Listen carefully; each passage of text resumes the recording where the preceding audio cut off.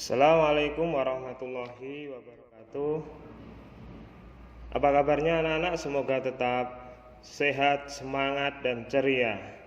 Baik anak-anakku yang cerdas, pada kesempatan ini kita akan belajar tentang adaptasi tumbuhan dengan lingkungannya.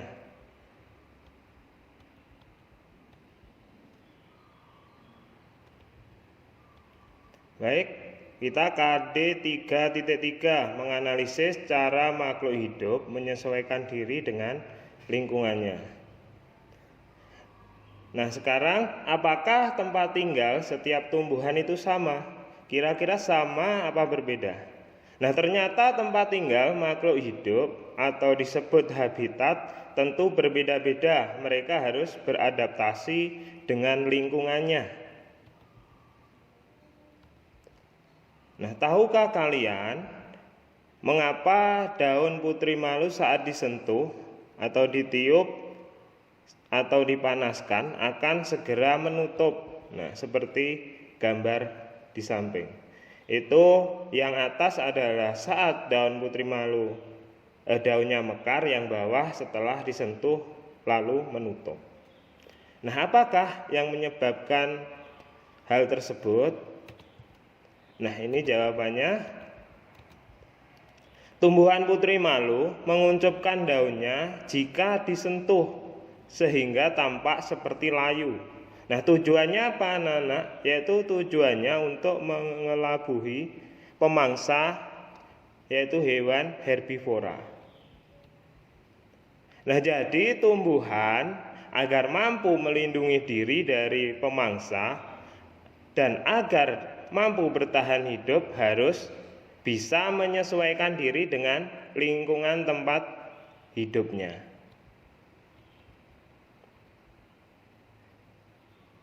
Nah, sekarang kita akan membahas tentang adaptasi, yaitu adaptasi adalah kemampuan makhluk hidup untuk menyesuaikan diri terhadap lingkungannya.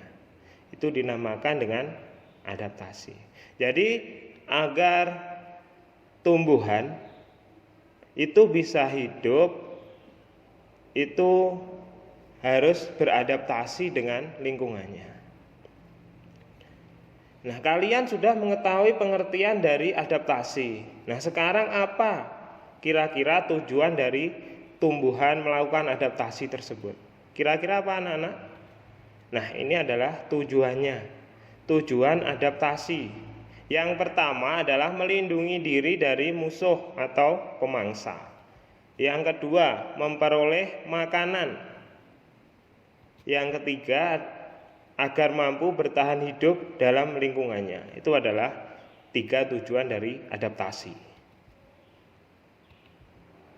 Nah, berdasarkan perubahannya, adaptasi itu dibedakan menjadi 3. Yang pertama adalah adaptasi morfologi, yang kedua adaptasi fisiologi, yang ketiga adalah adaptasi tingkah laku. Nah, kita bahas yang pertama dulu, adaptasi morfologi. Nah, apa itu adaptasi morfologi anak-anak?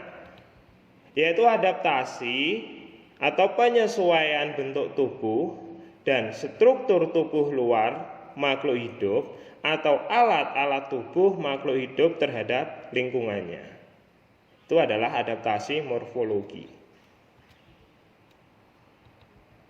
Nah, adaptasi morfologi pada tumbuhan dilakukan oleh tumbuhan dengan cara sebagai berikut. Yang pertama adalah adaptasi xerofit. Nah, adaptasi xerofit ini adalah tumbuhan-tumbuhan yang hidup pada lingkungan kering seperti di ekosistem gurun atau savana. Nah, contoh dari tumbuhan yang melakukan adaptasi xerofit ini adalah kaktus dan sansevieria. Ini biasanya hidup di tempat kering. Nah, ciri dari tumbuhan yang melakukan adaptasi xerofit itu yang pertama adalah daun pada tumbuhan xerofit umumnya termodifikasi sehingga bentuknya menyerupai duri. Yang kedua, akar tumbuhan xerofit itu memiliki ukuran yang sangat panjang dan menyebar agar kebutuhan airnya tercukupi. Yang ketiga, tumbuhan xerofit umumnya hanya memiliki sedikit stomata dengan lapisan lilin menutupi seluruh tubuhnya. Yang kedua atau yang B adalah adaptasi hidrofit. Nah, adaptasi hidrofit adalah tumbuhan-tumbuhan yang hidup di ekosistem air. Contohnya bunga teratai dan enceng gondok.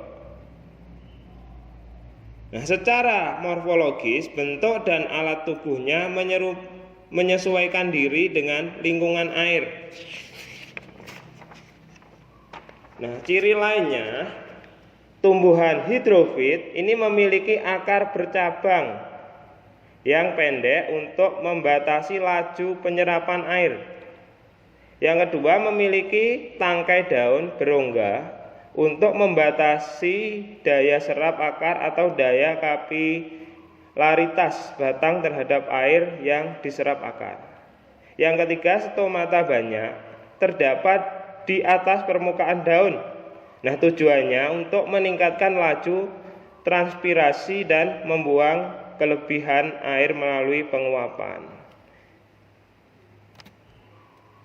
Yang C adalah adaptasi hidrofit.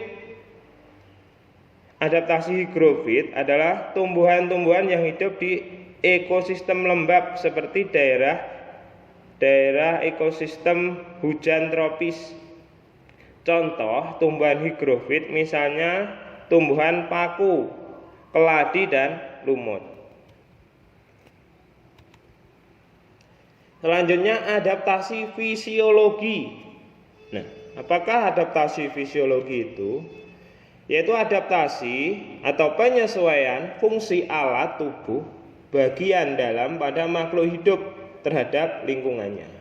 Nah, adaptasi ini menyangkut fungsi organ tubuh makhluk hidup serta melibatkan zat-zat tertentu untuk membantu proses metabolisme.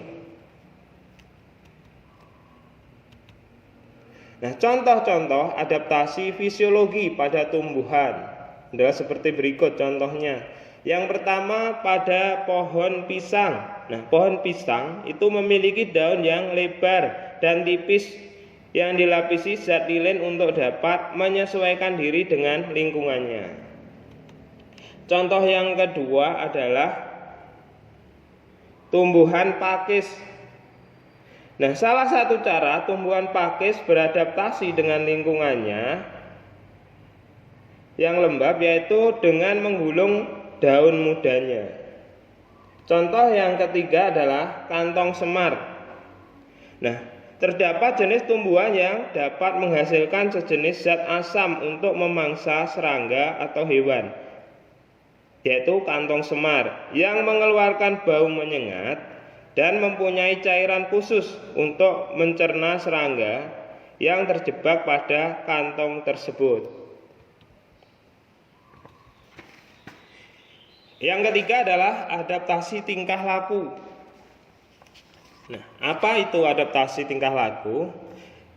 Yaitu penyesuaian diri makhluk hidup terhadap lingkungannya dalam bentuk tingkah laku. Adaptasi tingkah laku berhubungan dengan tindakan makhluk hidup untuk melindungi diri dari pemangsa. Itu adalah adaptasi tingkah laku. Nah, contoh-contoh adaptasi tingkah laku pada tumbuhan adalah seperti berikut. Yang pertama pada tumbuhan putri malu, yaitu terjadi adaptasi tingkah laku yang dinamakan tikmonasti atau seismonasti. Itu merupakan gerak nasti yang terjadi akibat adanya rangsangan atau sentuhan. Sehingga kalau daun putri malu itu disentuh akan menutup. Contoh yang kedua adalah termonasti. Apakah itu termonasti? Yaitu merupakan gerak nasti yang disebabkan oleh rangsangan suhu. Jadi perubahan suhu dipicu oleh perubahan intensitas cahaya sehingga disebut fotonasti. Contohnya itu bunga pada siang hari terlihat layu, tetapi pada saat pagi dan sore hari akan mekar. Itu adalah contoh dari termonasti. Contoh yang ketiga adalah niktinasi. Nah, niktinasi ini merupakan gerak nasti karena pengaruh gelap. Nah, pada kondisi gelap, tekanan turgor pada tangkai daun menurun sehingga daun menjadi layu. Nah, misalnya pada tumbuhan polong-polongan atau lamtoro. Contoh selanjutnya adalah meranggas. Jadi melanggas ini adalah menggugurkan daunnya pada musim kemarau. Contohnya seperti pada tumbuhan randu, pada tumbuhan mahoni, pada tumbuhan jati. Itu jika musim kemarau akan menggugurkan daunnya. Contoh selanjutnya adalah estivasi. Nah, estivasi ini adalah mematikan sementara bagian tubuhnya yang ada di atas permukaan tanah untuk mengurangi penguapan pada musim panas. Nah, ini terjadi pada tumbuhan jahe dan rumput. Jadi saat musim kemarau, bagian tubuhnya yang ada di atas permukaan tanah akan terlihat mengering atau mati. Contoh selanjutnya adalah tropisme. Tropisme ini adalah gerakan tumbuhan yang arah geraknya dipengaruhi oleh arah datangnya rangsangan. Nah, contohnya itu seperti gerakan tumbuhan yang mengikuti arah cahaya. Contoh pada pertumbuhan tunas pada tumbuhan biji-bijian. Nah, kalian tadi sudah banyak menyimak tentang adaptasi tumbuhan dengan lingkungannya. Nah, demikian tadi penyampaian materi tentang adaptasi tumbuhan dengan lingkungannya. Nah, sekarang coba kalian simpulkan isi dari uraian materi yang sudah Bapak sampaikan. Nah, demikian, terima kasih. Semoga bermanfaat dan tetap semangat belajar di masa pandemi ini. Kita jumpa lagi di kesempatan berikutnya. Assalamualaikum warahmatullahi wabarakatuh.